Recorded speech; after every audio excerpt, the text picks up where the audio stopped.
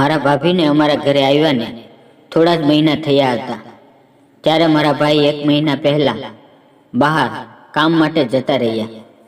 મારા ભાઈ બહાર ગયા તે પછી મારા ભાભી મારી પાસે રોજ મોટી મોટી મીણબત્તી મંગાવતા હતા અને રાતે તે પોતાના રૂમમાં મીણબત્તી લઈને જતા રહેતા. હું વિચારતો કે એટલી બધી મીણબત્તીનું ભાભી શું કરતી હશે. તેની હકીકત જાણવા માટે એક રાતે હું તેના રૂમમાં છુપાઈ ગયો. થોડી વાર પછી મારા ભાભી રૂમમાં આવ્યા અને દરવાજો બંધ કરી અને પછી હું મારા ભાભી હંમેશા દૂર રહેતો કારણ કે હું તેનું એવું કોઈ કામ કરવા નહોતો માંગતો જે મને પસંદ નહોતું. એટલા માટે હું હંમેશા દૂર દૂર રહેતો અને હું ઘરેથી મારા મિત્રોને મળવા માટે જતો રહેતો. પરંતુ આજ તેણે મને બોલાવ્યો. હું તેનું કામ કરવા માંગતો નહોતો. તેણે મારી પાસે એવી વસ્તુ મંગાવી જે હું લાવવા માંગતો નહોતો કારણ કે દુકાનવાળો પણ મારી મજાક ઉડાવવા લાગ્યો હતો. પરંતુ હું મારા ભાભીને ના કઈ રીતે પાડું.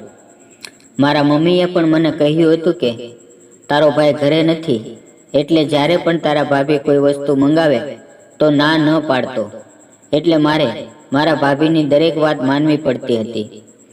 આજે હું ફરી વખત દુકાને ગયો અને મેં દુકાનદારને કહ્યું, આ પૈસા લ્યો અને મને એક મોટી મીણબત્તી આપો. દુકાનદાર હસવા લાગ્યો અને હસતા હસતા તેણે મને કહ્યું, આટલી બધી મીણબત્તીનું તું શું કરા છો? તમે તો ઘણા બધા પૈસાવાળા છો, તો પછી ઇન્વર્ટર કેમ નથી લગાવી લેતા? હવે આ જમાનો લાઇટ ગયા પછી મીણબત્તી સળગાવવાનો નહીં પણ ઇન્વર્ટર લગાવવાનો છે. મને ખૂબ જ ગુસ્સો આવ્યો અને મેં તેને કહ્યું, તમે મને મારો સામાન આપો, મારે બીજું પણ કામ છે અને આ મીણબત્તીનું હું શું કરું છું તે પૂછવાની તમારે જરૂર નથી. તમારું કામ છે સામાન વેચવાનું. મેં મીણબત્તી લીધી અને ઘરે આવી ગયો. મારા ભાભી પહેલેથી જ મારી રાહ જોઈ રહ્યા હતા. તે ખૂબ જ સુંદર હતા. જે પણ લોકો તેને જોતા તો તે વિચારમાં પડી જતા કે આ આટલી બધી સુંદર કેમ હશે, કારણ કે આટલી સુંદર તો કોઈ ફિલ્મની હિરોઈન પણ નહોતી.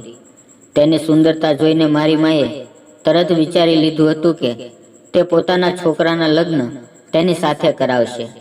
લગ્નના 1 મહિના પછી અમારા ઘરે અમારા સંબંધીઓ મારા ભાભીને જોવા માટે આવતા અને મારા ભાભીને પૂછતા કે શું તમારે કોઈ બીજી બહેન છે? પરંતુ મારા ભાભી એકલી જ હતી. મારા ભાભીએ જ્યારે મારા હાથમાં મીણબત્તી જોઈ તો તે ખૂબ જ ખુશ થઈ ગઈ. તેણે હસતા હસતા મારા હાથમાંથી મીણબત્તી લઈ લીધી અને અંદરથી દોરો કાઢીને ત્યાં જ ફેંકી દીધો. પછી મીણબત્તી લઈને તે પોતાના રૂમમાં જતી રહી. રાત થઈ ગઈ હતી અને કોઈ કામ પણ નહોતું. તે પોતાના રૂમમાં એકલી બેસી રહેતી. મારી માં કહેતી કે તેને પોતાના પતિની યાદ આવતી હશે. તેના નવા નવા લગ્ન થયા છે અને તેનો પતિ બહાર કમાવા માટે જતો રહ્યો છે કારણ કે લગ્નમાં ખૂબ જ ખર્ચ થઈ ગયો હતો. એટલે તેની મજબૂરીમાં જવું જ પડ્યું. હવે તે 1 વર્ષ પછી પાછો આવી જશે. મારી માને તેની અંદર કોઈ ગલતી નજર નહોતી આવતી. આ વાત અજીબ હતી, અનોખી હતી, કારણ કે એક સાસુ મારા ભાભીને ખૂબ જ પ્યાર કરતી હતી.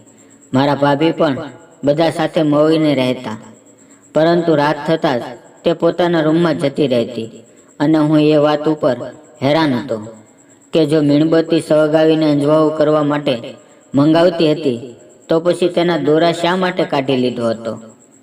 કારણ કે તેના વગર તો તે સળગશે નહીં અને તો પછી એને મંગાવવાનો ફાયદો શું? મને કંઈ સમજમાં નહોતું આવી રહ્યું. હું પરેશાન હતો. દુકાનવાળો પણ મને ન બોલવાનું બોલી રહ્યો હતો. પછી મેં બીજી દુકાને જવાનું વિચાર્યું, પરંતુ દુકાન મારા ઘરેથી દૂર હતી. એટલા માટે મારો સમય બરબાદ થઈ જતો અને હું ગરમીમાં એટલું બધું ચાલીને જવા માંગતો નહોતો. એટલે મારે તે જ દુકાને જવું પડતું. પરંતુ મીણબત્તી સસ્તી પણ નહોતી. મને ભાભી પૈસા માંગતા પણ શરમ આવતી. જે મને ખીચા ખર્ચ માટે મળતા હતા તેમાંથી જ હું મીણબત્તી લાવતો હતો. ઘરની અંદર લાઇટ જતી હતી. મીણબત્તીને અંજવાળવા માટે વાપરવી તે વાત બરાબર હતી. થોડા સમય પછી દિવાળીનો તહેવાર આવ્યો. મેં થોડાક પૈસા ભેગા કરીને ઇન્વર્ટર ખરીદી લીધું અને ઘરમાં લગાવી દીધું. મને વિશ્વાસ હતો કે હવે મારા ભાભી મારી પાસે મીણબત્તી નહીં મંગાવે. ઘરવાળા પણ ખુશ થઈ ગયા હતા. પરંતુ બીજે દિવસે ભાભીએ મને પૈસા આપ્યા અને કહ્યું, મારી માટે એક મોટી મીણબત્તી લેતો આવજે. કાલે પણ તું મીણબત્તી લાવ્યો નહોતો. મેં કહ્યું, ભાભી, હવે તમારે મીણબત્તીની શું જરૂર છે? હવે તો ઘરમાં ઇન્વર્ટર પણ આવી ગયું છે. મારી વાત સાંભળીને તે શાંત થઈ ગઈ, પરંતુ મારે ભાભીની વાત માનવી પડી. હું વિચારી રહ્યો હતો કે ભાભી મીણબત્તી શા માટે મંગાવી રહી છે. મારે તેનું કામ કરવું પડ્યું. મેં તેને પૂછ્યું, ભાભી, તમે આ મીણબત્તીનું શું કરો છો? મારી વાત સાંભળીને ભાભી હસવા લાગી અને કહેવા લાગી, આજે રાતે હું બારી ખોલી દઈશ. તું પોતે જ જોઈ લેજે કે હું તેનું શું કરું છું. હું હેરાન થઈ ગયો. મારા ભાભી ખૂબ જ અજીબ હતા. આજે મારા ભાભી મારી સાથે વિચિત્ર વાત કરી હતી. મેં પણ વિચારી લીધું કે આજે સાંજે હું બારીમાંથી જરૂર જોઈશ કે ભાભી શું કરે છે, કારણ કે તેણે ખુદ મને કહ્યું હતું કે રાત્રે હું બારી ખુલ્લી રાખીશ અને તું જોઈ લેજે. તેનો રૂમ એક બાજુ હતો. બહાર નાનું એવું બાથરૂમ હતું. સાંજ પડી ગઈ, પરંતુ મને સારું નહોતું લાગતું કે રાતના સમયે મને કોઈ મારા ભાભીની બારી પાસે ઊભા અંદર નજર કરતા જોઈ લે, કારણ કે મારી બેઇજ્જતી થઈ જાય. છતાં પણ મેં આજુબાજુ જોયું. મને કોઈ દેખાણું નહીં. પછી હું બારીની પાસે ગયો તો બારી બંધ હતી, પરંતુ અંદરથી વિચિત્ર અવાજ આવી રહ્યા હતા. એવું લાગતું હતું કે મારા ભાભીને કોઈ દર્દ થઈ રહ્યું હોય. હું હેરાન હતો કે મારા ભાભી એવું શું કરી રહ્યા છે. તેણે તો મને કહ્યું હતું કે બારી ખોલી દેશે, પરંતુ તેણે બારી ખોલી નહીં. હું પાછો મારા રૂમમાં આવી ગયો. સવારે મેં ભાભીને કહ્યું, તમે બારી કેમ ન ખોલી? તો તે કહેવા લાગી, શું વાત છે? તમે જોવા આવ્યા હતા? હું તો મજાક કરી રહી હતી. તમને શરમ નહોતી આવતી કે તમે મારા રૂમની અંદર નજર કરો? તેની વાત સાંભળીને હું શરમાઈ ગયો. મેં કહ્યું, ના ના, હું પણ મજાક જ કરતો હતો. હું નહોતો આવ્યો. તો મારી વાત સાંભળીને તે પણ હસવા લાગ્યા અને મને કહ્યું કે આજે હું બારી ખોલવાનું ભૂલી ગઈ હતી.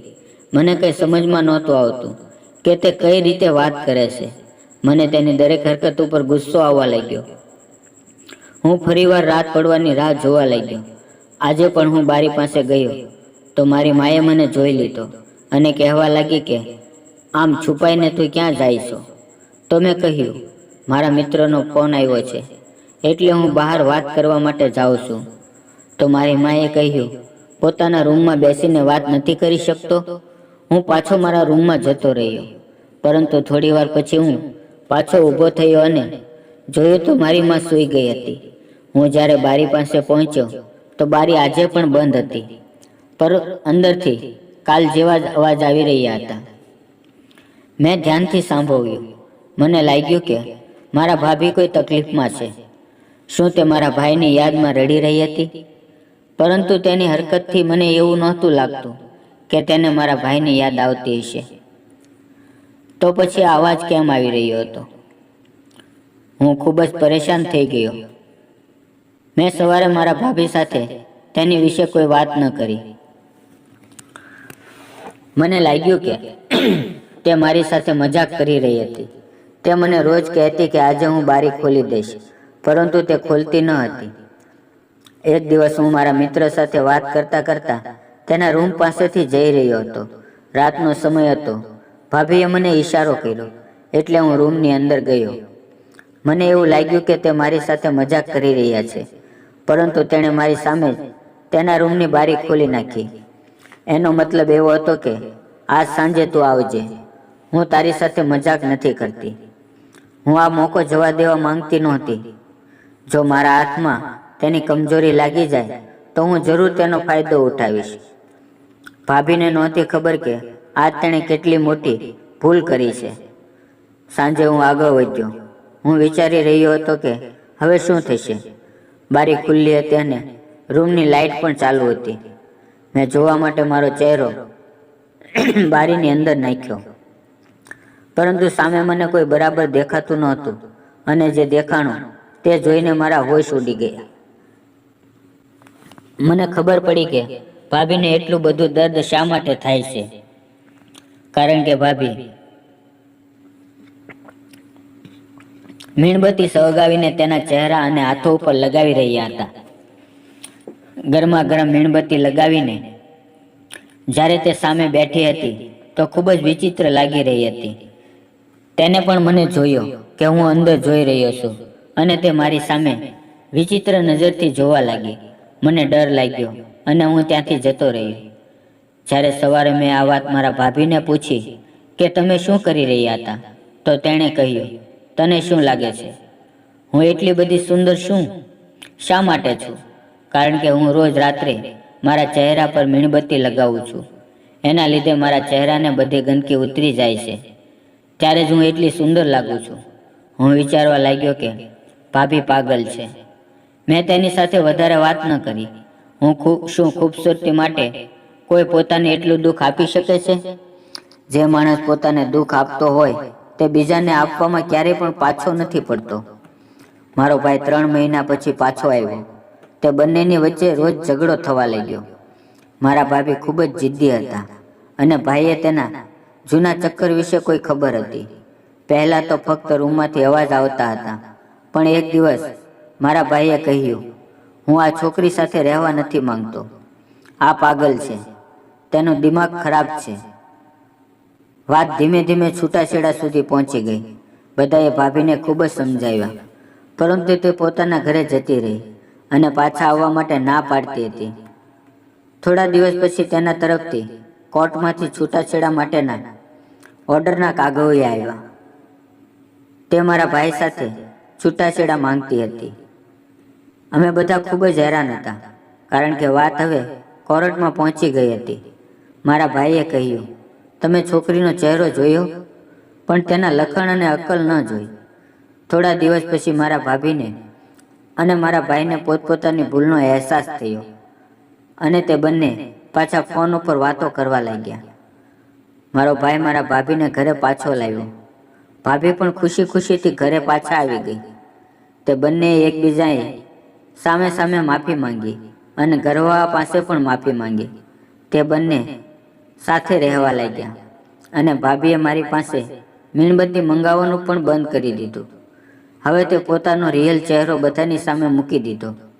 તે વધારે ગોરી તો નહોતી, પણ સુંદર તો હતી જ. મિત્રો, વાર્તા પસંદ આવી હોય તો વિડીયોને લાઇક અને ચેનલને સબસ્ક્રાઈબ જરૂર કરજો. ફરી મળશું એક નવા વિડીયોમાં. ત્યાં સુધી આવજો. વિડીયોમાં આવેલા નામ, પાત્ર અને ઘટના ફક્ત કાલ્પનિક છે. તેનો કોઈ પણ વ્યક્તિ, ધર્મ કે જાતિ સાથે સંબંધ નથી. વિડીયો પૂરેપૂરો જોવા બદલ આપ સૌનો ખૂબ ખૂબ ધન્યવાદ.